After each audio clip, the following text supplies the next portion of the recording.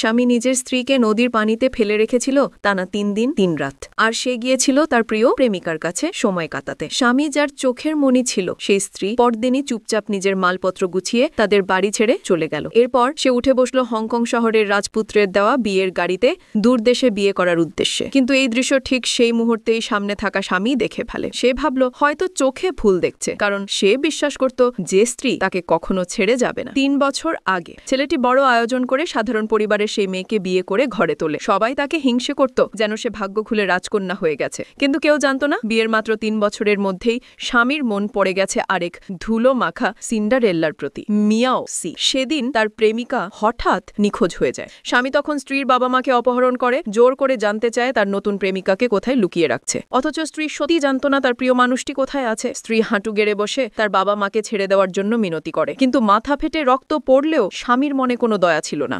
স্ত্রী যখন পুরোপুরি নিরুপায়, ঠিক তখনই স্বামীর বাবার ফোন আসে। স্ত্রী কোনো দ্বিধা ছাড়াই স্বামীর সঙ্গে বিচ্ছেদে রাজি হয়, এমনকি হংকংয়ের শি পরিবারে বিয়েতেও সম্মতি দেয়। পরদিন সারা গায়ে আঘাতের দাগ নিয়ে বাড়িতে ফিরতেই শুনল স্বামী তার প্রেমিকাকে খুঁজে পেতে পাগলের মতো সব ওলট পালট করে